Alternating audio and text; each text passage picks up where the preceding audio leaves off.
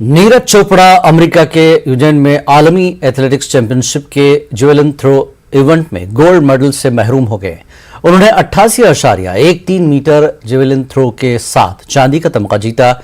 Anderson Peters पहले number पर रहे, जिन्होंने एक तरफा कारकर्दगी का मुजाहरा किया। उन्होंने अपनी पहली 2 कोशिशों में 90 मीटर के पार भाला फेंका। नीरज ने यहां फॉल थ्रो के साथ शुरुआत की और दूसरी कोशिश में 82.39 मीटर स्कोर किया। वो फाइनल में काफी पीछे चल रहे थे। इसके बाद वो तीसरी कोशिश में 86.37 मीटर फेंककर चौथे नंबर पर आए और फिर चौथी कोशिश में 88.13 मीटर फेंककर दूसरे नंबर पर रहे। टफ था कंपटीशन और काफी अच्छे एथलीट थे आज फील्ड पे और सभी काफी अच्छी एवरेज में थ्रो लगा रहे थे। तो हाँ, थोड़ा चैलेंजिंग हो गया था, पर फिर भी कहीं ना कहीं था अंदर बिलीव कि हाँ कर लेंगे लास्ट तक। तो अच्छा रहा सर, जितना भी है अच्छा है। खुश है आज की परफॉर्मेंस से और काफी कुछ सीखने को मिला, क्योंकि जो हवा थी आज मेरे लिए थोड़ी चैलेंजिंग थी, जो सामने से आ रही थी, और सीखा है सर उससे कुछ, और बढ़िया है, जो भी अच्छा है। पीटर्स ने काफी अच्छी थ्रो लगाई आज। I think 3 throw over 90 metre की थ्रो थी और काफी अच्छी थ्रो लगाई। काफी टाइम बाद अपने इंडिया का मेडल आया है, तो इस चीज की खुशी है वर्ल्ड चैंपियनशिप में। इस वक्त की बड़ी खबर है जम्मू कश्मीर से। कुलगाम के रामपुरा इलाके में इनकाउंटर, सिक्योरिटी फोर्सेस और मिलिटेंटों के बीच झड़प। 2 मिलिटेंट के छुपे होने की मिली थी खबर। इलाके का मुहासरा और सर्च ऑपरेशन जारी।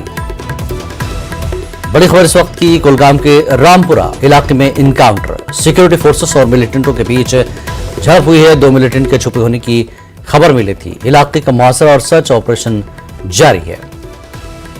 तो जम्मू कश्मीर के कुलगाम के रामपुरा इलाके में इनकाउंटर, सिक्योरिटी फोर्सेस और मिलिटेंटों के बीच झड़प हुई है।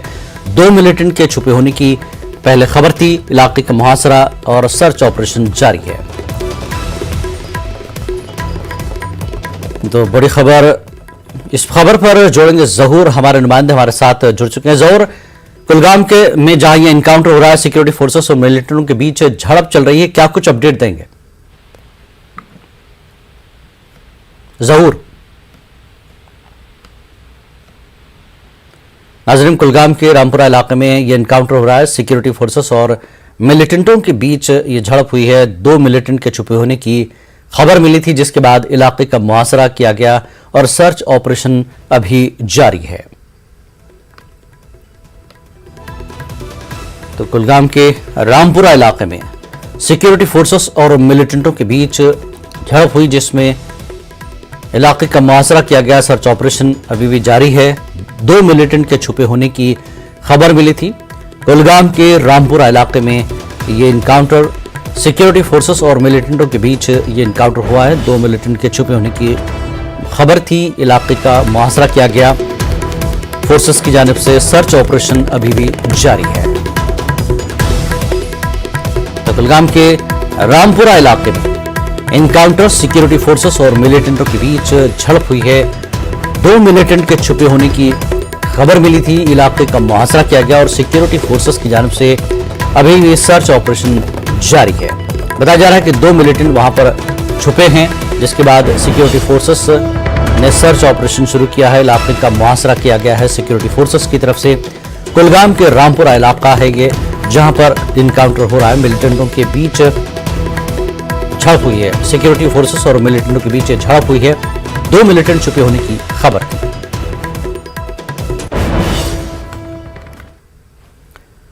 और आगे बढ़ेंगे अगली खबर की तरफ। आंध्र प्रदेश के चित्तूर जिले में सड़क हादसा पेश आया। कर्नाटक से ताल्लुक रखने वाले 2 पुलिस एहलकार हलाक हो गए। Sub inspector Avinash, constable Anil और एक निजी ड्राइवर हलाक हो गए।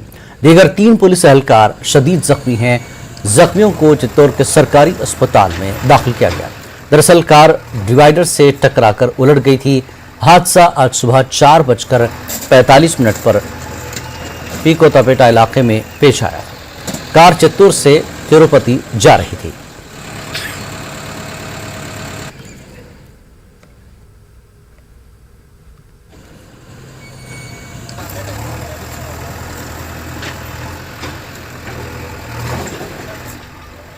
జిల్లా పూతలపట్టు మండలం తీసుకొత్తకోట అండర్ బ్రిడ్జ్ దగ్గర ఒక కర్ణాటక వెహికల్ ఒకటి నైట్ తెల్లవారుజామున 4:45 ఆ మధ్యలో యాక్సిడెంట్ కావడం జరిగింది.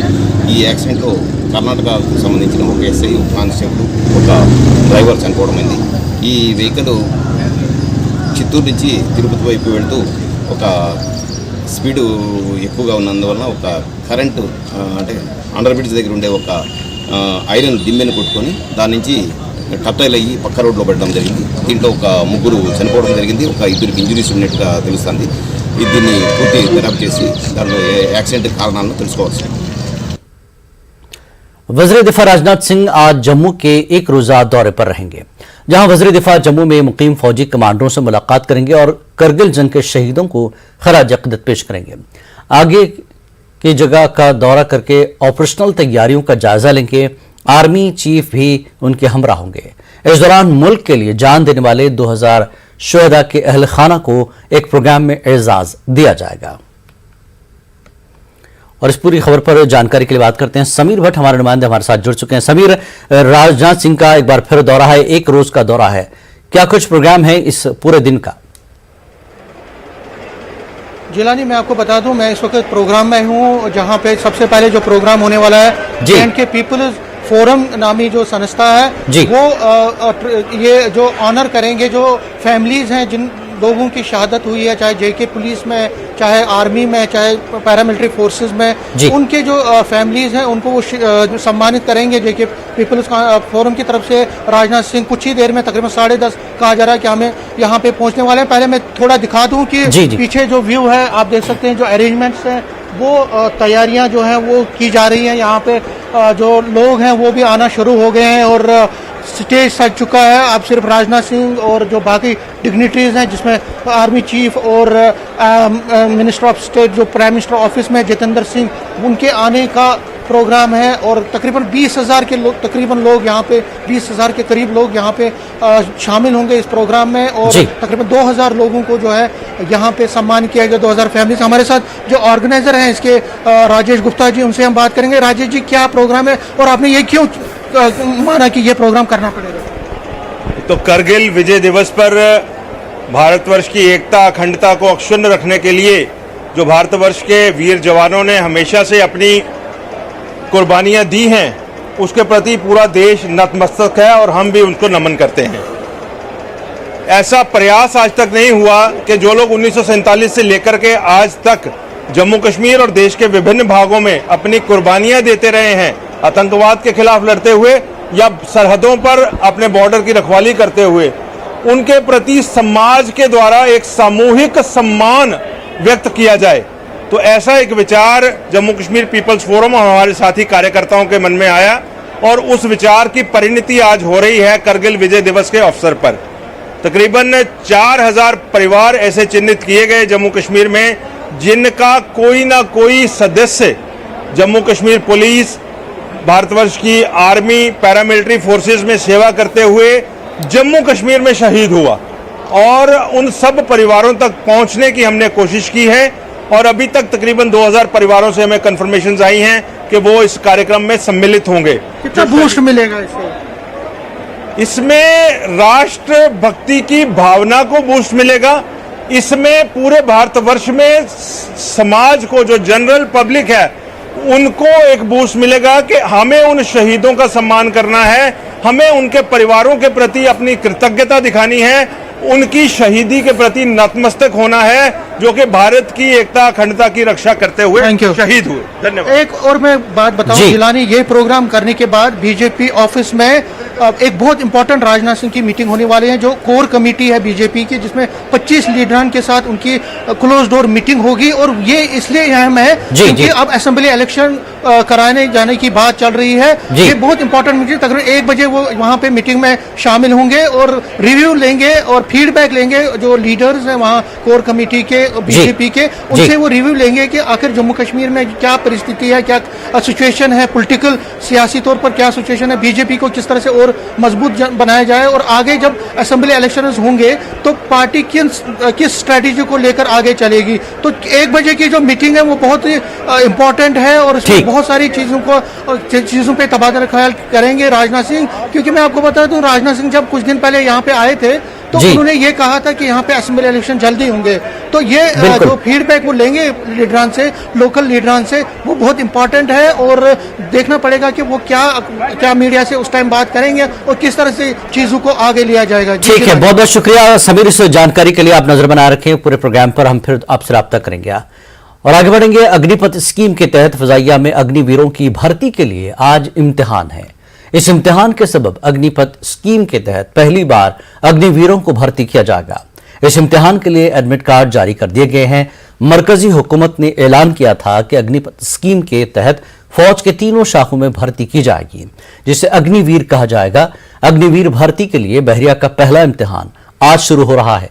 इंडियन एयरफोर्स में अग्निवीर बनने के लिए तहरीरी इम्तिहान, जिस्मानी अहलियत टेस्ट और मेडिकल टेस्ट पर मबनी होगा।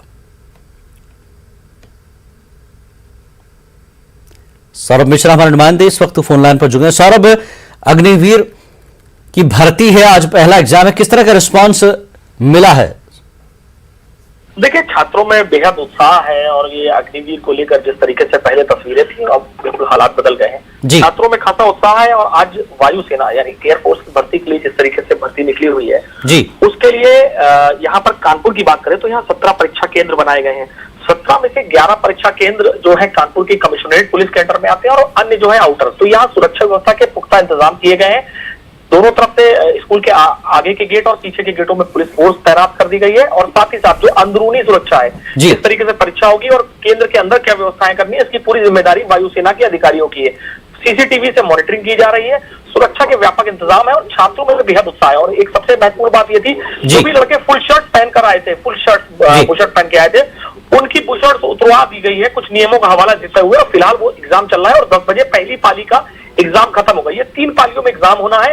आज की तारीख में 3 पालियों में और 31 जुलाई तक ये एग्जाम चलेंगे। तो वायुसेना की भर्ती को लेकर के अग्निवीर की परीक्षाएं शुरू हो गई हैं। छात्रों में बेहद उत्साह है, किसी तरीके की कोई ऐसी विरोध जैसी जो पहले तस्वीरें थी वो बिल्कुल अलग है। अब छात्रों में उत्साह है, वो सेवा भाव से निकले हैं। किसी भी हाल में किसी भी तरीके से छात्र देश की सेवा में सम्मिलित होना चाहते हैं, खुद को भागीदार बनाना चाहते हैं। बिल्कुल बिल्कुल सौरभ मिश्रा, बहुत बहुत शुक्रिया आपका इस जानकारी के लिए।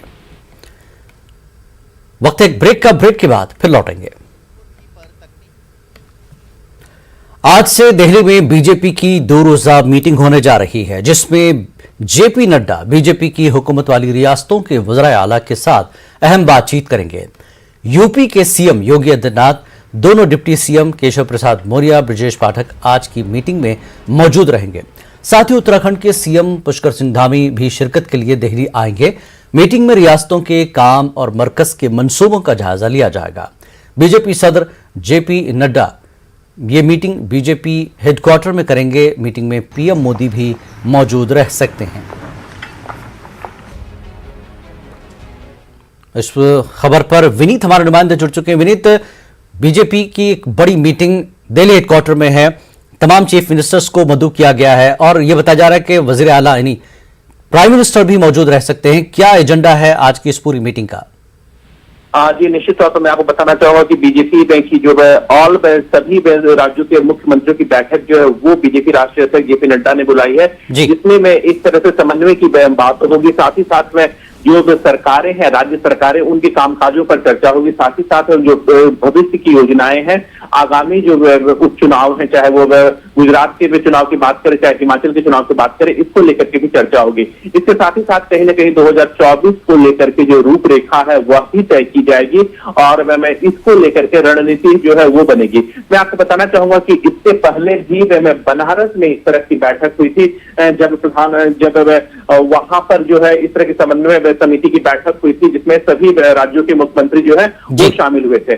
हालांकि मैं एक और बड़ी बात मैं आपको बताना चाहूंगा कि इसको लेकर के जहां तक कहा जा रहा है कि प्रधानमंत्री नरेंद्र मोदी भी बैठक में शामिल हो सकते हैं, तो निश्चित तौर पर यह बैठक जो है वो दोपहर के 2 बजे शुरू होगी, बीजेपी राष्ट्रीय मुख्यालय में शुरू होगी और माना यह जा रहा है कि लगभग 5 से 5:30 बजे प्रधानमंत्री नरेंद्र मोदी भी इस बैठक में शिरकत कर सकते हैं। अगर हम बात करें इस बैठक में कौन कौन लोग शिरकत होंगे, तो सभी राज्यों के बीजेपी शासित राज्यों के मुख्यमंत्री इस बैठक में शिरकत करेंगे। साथ ही साथ जहां पर बीजेपी बीजेपी के उप मुख्यमंत्री हैं वो भी इस बैठक में शिरकत कर सकते हैं। तो निश्चित तौर पर एक हाई प्रोफाइल बैठक जो है वो इसे माना जा रहा है, क्योंकि इस बैठक में बीजेपी में शासित राज्यों के मुख्यमंत्री और उप मुख्यमंत्री में शिरकत करेंगे। साथ ही साथ जो भविष्य की योजनाएं हैं उसको लेकर चर्चा होगी। इसके साथ ही साथ मैं आपको बताना चाहूंगा कि जो केंद्र सरकार की जो योजनाएं हैं उसे किस तरह से राज्यों में लागू किया जाए, इसको लेकर के भी चर्चा होगी और यह कोशिश की जाएगी, यह कवायद की जाएगी कि मोदी सरकार की उपलब्धियों को अधिक से अधिक लोगों तक पहुंचाया जा सके, इसका फायदा जो है वो अधिक से अधिक लोगों को दिया जा सके, ताकि इसका जब चुनावी साल हो, चुनाव हो 2024 में जब चुनाव हो तो इसका फायदा जो है वो बीजेपी को मिल सके। बिल्कुल जी, बहुत बहुत शुक्रिया अवनीत इस पूरी जानकारी के लिए। आगे बढ़ेंगे अगली खबर की तरफ। शनिचर को राष्ट्रपति भवन में सदर जमहूरिया रामनाथ कोविंद की विदाई तकरीब का एहतमाम किया गया। विदाई तकरीब में सदर जमहूरिया रामनाथ कोविंद ने बाबा कौम महात्मा गांधी को याद करते हुए आवाम को खास पैगाम दिया। उन्होंने कहा कि सभी शहरियों को अपनी मांगों के लिए आवाज उठाने या किसी बात की मुखालफत करने का जमहूरी हक है, लेकिन इन हुकूक का इस्तेमाल हमेशा गांधीवादी और पुरअमन तरीके से किया जाना चाहिए। रामनाथ कोविंद की जगह अब द्रौपदी मुर्मू मुल्क की नई सदर जमहूरिया होंगी। साल 2017 में रामनाथ कोविंद को सदर जमहूरिया के तौर पर मुंतखब किया गया था। महाराष्ट्र में नई हुकूमत की तश्कील को अभी कुछ ही दिन हुए। इस बीच बीजेपी रियासती सदर ने ऐसी बात कह दी जिससे यह अंदाजा लगाया जा सकता है कि शिंदे के वज़ीर आला बनने पर बीजेपी खेमा खुश नहीं है। जी हां, बीजेपी की महाराष्ट्र इकाई के सदर चंद्रकांत पाटिल ने शनिचर के रोज कहा कि पार्टी ने दिल पर पत्थर रखकर शिंदे को सीएम बनाया। चंद्रकांत पाटिल ने ये बातें पनवेल में मुनक्कदा वर्किंग कमेटी की मीटिंग में कही। इतना ही नहीं, मीटिंग से खिताब करते हुए रियासती सदर ने कहा कि एकनाथ शिंदे को इसलिए वज़ीर आला बनाने का फैसला किया गया था ताकि सही पैगाम जाए। अखिलेश यादव का इत्तेहाद बिखर चुका है। शिवपाल यादव के साथ ही अखिलेश और राजभर के बीच भी गठबंधन खत्म हो गया है। दरअसल समाजवादी पार्टी ने ओपी राजभर को खत लिखकर कहा कि जहां आपको इज्जत मिले वहां जा सकते हैं, जिसके बाद अखिलेश पर पलटवार करते हुए राजभर ने कहा कि उनका दिया हुआ तलाक हमें मंजूर है। साथ ही उन्होंने कहा कि 2024 में सब साफ हो जाएगा। तो दे दिए तलाक, हम कबूल कर लिए तलाक। मैं वहां नजदीक जाकर के समाजवादी पार्टी के साथ नजदीक जाकर के देख लिया कि वहां अति पिछड़े, अति दलित, अल्पसंख्यक की लड़ाई अगर जो लड़ेगा उसका वही हाल होगा जो ओम प्रकाश राजभर के साथ हुआ है। ओम प्रकाश राजभर इसी नाते पसंद नहीं आता है कि विधानसभा के चुनाव में हमने कश्यप को टिकट मांगा, बिंद मल्लाह निषाद के लिए लड़ा, हमने पाल प्रजापति कुम्हार नाई गुण के लिए लड़ा, खरवार के आरक बंजारा बहेलिया के लिए लड़ा, बिहार के लिए लड़ा। हम वहाँ जो दलित जातियां जिनको राजनीति से अछूता रखा गया है उनके लिए वहाँ लड़ा। उन्होंने हमारी बात को इग्नोर किया कि इन सब जातियों के विषय में बात न करो, हम जो कर रहे हैं वो सही है। हम के नहीं, आप गलत कर रहे हैं। 58 सीटों पर हमारी उनकी डिस्कस हुई कमरे में, 55 सीटों पर डिस्कस हुई, कहीं आगे देंगे, फिर तीसरे चरण में नहीं दिया। तो भाई जब आप वोट उनको हिस्सेदारी, राजनीतिक भागीदारी नहीं दे रहे हैं तो फिर वो कैसे रहेगा आपके साथ? क्या मध्य प्रदेश में मुसलसल बारिश से जहां नदियों में तोग़यानी की सूरत है, वहीं नशीबी इलाकों में पानी भरने से मामूलात जिंदगी मुतासिर हो गई है।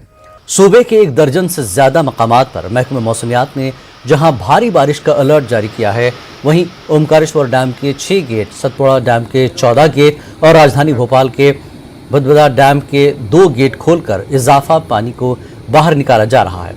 महकमा मौसमियात ने सूबे के शहडोल, सागर, नर्मदापुरम, भोपाल, चंबल, ग्वालियर डिवीजन में मूसलाधार बारिश का अलर्ट जारी किया है।